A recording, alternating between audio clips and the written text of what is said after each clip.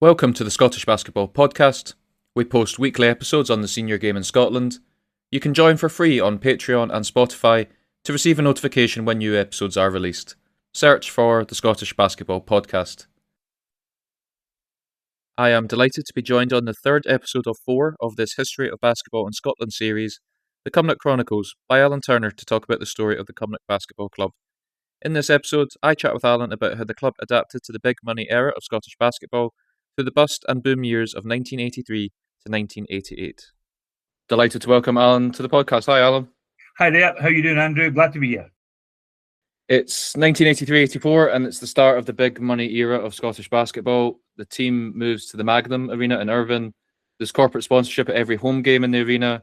You have new Americans in Doug Hashley and Jake Griffiths. Plus, Jake's father, Lou, who's a college coach in America, offers to come and coach for free, and you step down to the assistant role. Bar Construction are that main corporate sponsor who come on board, the sponsorship of 10,000, and your turnover overnight pretty much jumps threefold. Yes. As you point out, that's more than your annual salary for what's still a hobby. Iconic bright fluorescent orange and green strips arrive. Alton Bird has a few comments to say about those. It doesn't quite work with Coach Lou. By mid-February, it starts to all unravel. You're running out of money. You're at the cup. You're in the bottom half of the league. There's an emergency meeting, and it's decided to send the Americans home. Talk us through how that season started with so much promise and how quickly it all unraveled despite having that big budget. Well, things were very exciting, and we genuinely thought with our two Americans and an American coach coming in that we would still be able to stay with most of the teams. We knew it was going to be a trial. We knew we had too many really important cogs missing, but we just hoped that the American players and the coach that we were going to be recruited, that it was going to be enough. That was until we actually started to experience and we saw the strength of our opponents because they had increased. We had lost, but all the other teams, Glasgow, Murray, Falkirk, they had big time money and big time players, and we were always going to struggle, but didn't quite realise it. Our starting five could probably hold their own initially in most games, but by the time you're getting to the end of a game and you're having to bring your bench on, then we couldn't sustain whole games. We could hang in for a wee while in games, but we couldn't sustain whole games. So that became disappointing, and it became an annoyance factor, trying to maintain what was happening on the court. The new coach, didn't really have the same feeling for the game that we thought he might have had. Yes, he was a college coach, but we think he ran a very autocratic system, and the players did not take well to him at all. I found it really frustrating as the assistant coach, sitting on the sidelines, knowing what to do to get the best out of the players, and the American coach was just doing his thing as he would do in America, and that doesn't work for Scottish players. You've got to treat Scottish players differently, and that started a problem of our players not quite knowing what to do in training, and there was a lot of repetition training and boring training because the coach was trying to make a point that he was in charge. Then, as the games went on, his own son, who was a really good player to start with and a good shooter, he came off the boil, and he wouldn't take him off for any reason, no matter how poorly he played. So all the players, it just became a whole negative, and we couldn't really cope with the coaching of us by the American coach. And we kept going as long as we could, but by the time February came round, it just wasn't working out. And we knew that we had to send them home because if we kept it to the end of the season, we may not have the money to send them home because we were leaking money big time trying to keep up with other teams. As you said before, our sponsorship was 10,000 that year. We had a total spend of 20,000 come the end. Now that was more than my salary, and we found that frightening. That all of a sudden that we were putting ourselves up until now, everything was just hobby. But here, all of a sudden now, the costs because of the corporate jump. But in the meantime, no, we were actually trying to compete with Team Glasgow and Murray and Falkirk, who were all on big time money and big time players. Right? We didn't have one single player who featured in the scoring charts that year, and it was because all the other teams had big American players. Lewis Young, for example, was averaging 40 a game. So we just couldn't cope, even with the Americans we had. And that's why we just deteriorated. And then it became a scramble just to finish the season so that we could finish all our games. And that was when we actually managed to recruit Robin Farris and Curtis Miller to finish the season with us. They did a great job. We actually ended up in a better situation with probably slightly poorer players because I came back to coaching and I could get the best out of the players. As you mentioned, it was a bit of a scramble to the end of that season. Yeah. The off-season, we can maybe say the bubble burst a little bit in that big money era. Bar, whilst covering your losses from the previous season, pulled out as a sponsor. And without that sponsorship, it was back to Division 3 for Cumnock in the next season, 84-85. Yeah. You had nothing but local players, lots of new young school talent, but the training's enjoyable again. You enjoy the year and everyone gets back to that winning feeling. After the stress and the spend of the previous year, what was it actually like stripping everything back to the basics and just playing and enjoying basketball again? Well, yes, it was disappointing for me personally. I felt it was a huge step down from what I'd been used to. We came together though as a cohesive unit, and all the players got court time. Something that we're starved of during the American years. Our bench players didn't always get a full run. When it's win-win-win all the way, then the morale is high, and everyone wanted to get to train and play. Financial and organisational issues were relaxed. And we still had Curry's, a great credit to Jim Wilcox for not dumping us and staying with us right through. The 85-86 season, you're back in Division 2 and you finish 5th. There's obviously a step up in the training that's required for the new level, and a few of the old guard remain. Feels great to be back at a better level of competition, and there's no margin for error in the tougher games now. What had you learned from the experience of the previous 2 years being in Division 3 and in Division 2? The training and player turnout has actually been much improved. It's more consistency. More players are making most of the games, which makes a big difference.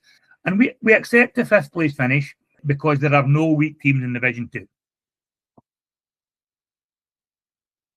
86-87, you're back in Division 1 and you finish 6th. It's a fantastic feeling to be back in the top flight again. You've yo-yoed between divisions, you've had Americans come and go, lost talent to bigger clubs, nearly bankrupted yourselves, yet here you are back in Division 1 with local players, a sustainable budget and finishing very respectably. What did you have to do to manage to stabilise at that level again without the financial pressures, or you might say madness? Well, we got back where our outgoings were actually meagre. In other words, we didn't have to fundraise to a ridiculous level in order to complete the season. So that's a weight off everybody's mind, but mainly mine and maybe Tommy Campbell's as well. We took on the big role of trying to keep the club ticking over. We did some fundraising for coffee mornings, and we did basketball camps in the holidays, and all the coaches that were with us then would work for nothing, and these were wee extra bits that we could do that allowed us some extra money beyond the Curries to be able to work.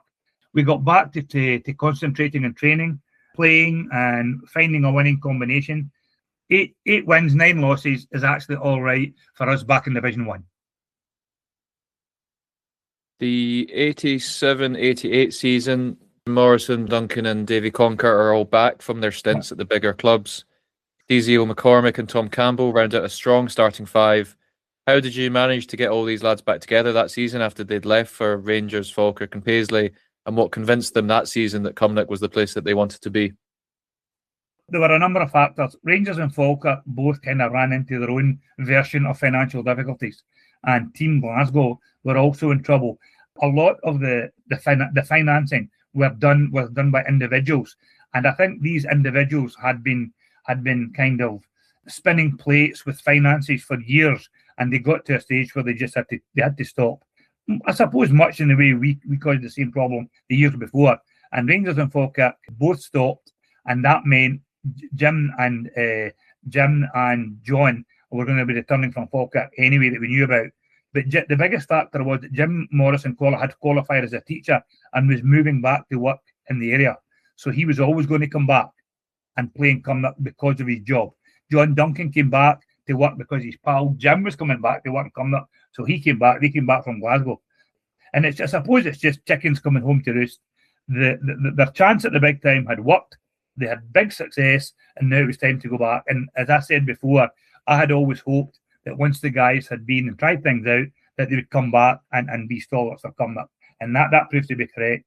It's a lot easier as well to go back to twice a week training for 2 hours when you've been doing 5 days a week at 4 hours. That's the high intensity that Jim and John were doing at Falkirk with American players, and really, really intense training from Kevin Cato. It certainly improved their abilities, and we get the benefit of that series training once they'd come back to us. It was a great step up in our game because the guys were all coming back from a much, much higher, high intensity, playing with better players, and we got the benefit of that during that season. You made it through to the Scottish Cup final that season versus your old rivals Paisley. I suppose it was the Currys versus Glasgow Airport, sponsorship of Paisley at the time. The final was at the Kelvin Hall in front of a 1,200 sellout crowd.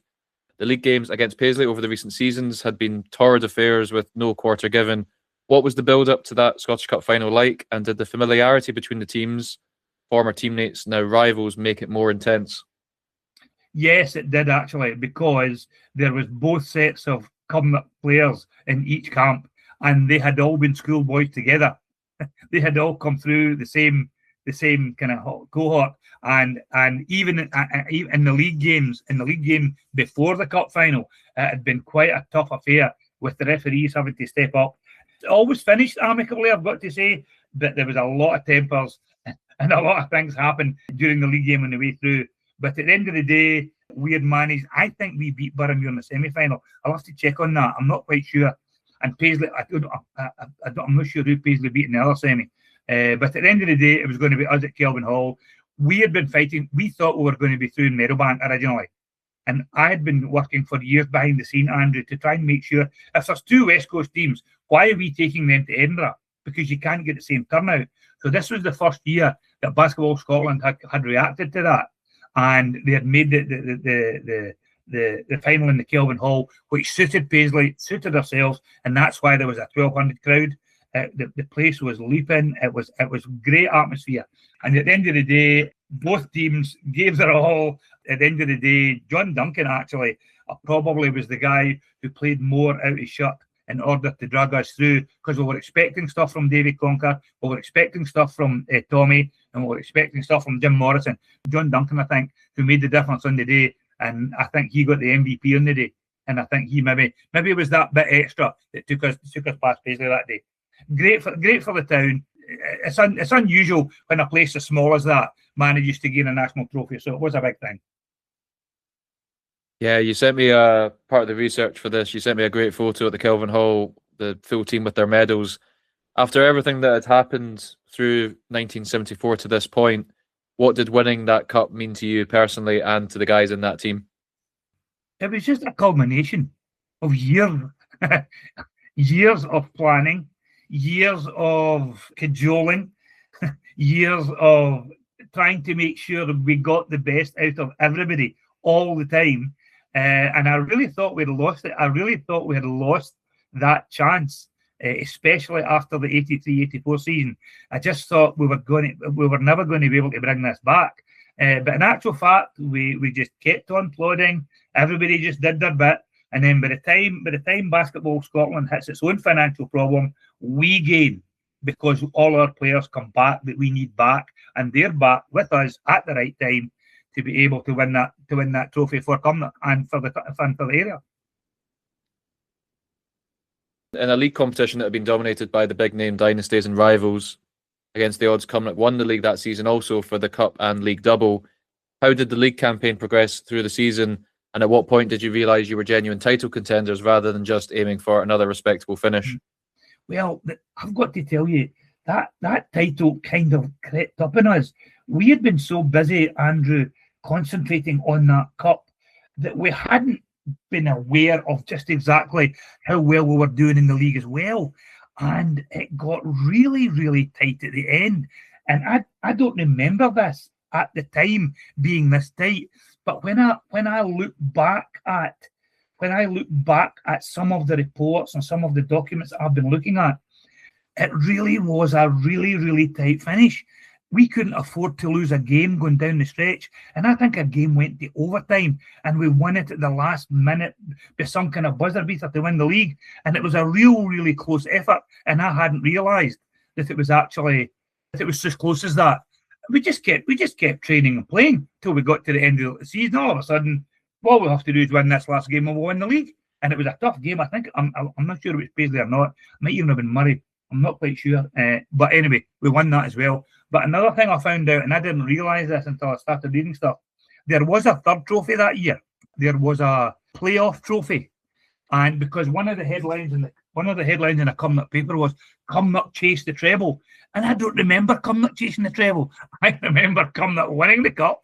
And I remember Cumnock scraping the league by a single point and no more, something like that, right? And then all of a sudden, I'm reading a paper years later that says, you had a chance of winning a trophy final. Now, we actually got to a trophy final. And who were we playing in the trophy final? Paisley.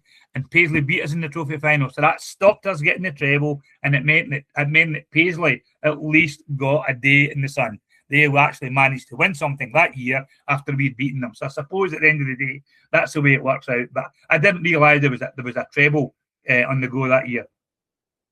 As you alluded to before, a small community produced the talent to gain 2 national trophies in a season. How did the town of Cumnock react to the club winning 2 national basketball trophies? And did it feel like basketball had finally earned its place in the community alongside football?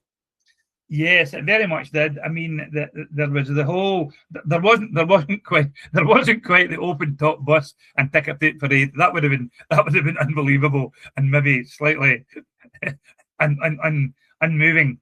We got back. The whole town was just alive with it. Every time you spoke to somebody in the street, well done, Alan. Everybody was getting big plaudits for it, and we had a civic reception from the local council, and it was great. It uplifts the whole community, and it reminded me very much of when Cumnock Juniors win a cup final, or when Auchinleck Talbot win a cup final in the junior football. The whole town just raises to it, and that was exactly what happened with Cumnock in the basketball. Alan, thank you for your time. You're welcome. In the final episode, I chat with Alan about the beginning of the end for Cumnock through seasons 1988 to 1994, and some reflections on the Cumnock Basketball Club story. For more episodes on the senior game in Scotland, join and subscribe to the Scottish Basketball Podcast for free on Patreon and Spotify to receive a notification when new episodes are released. Search for the Scottish Basketball Podcast. Thanks for listening.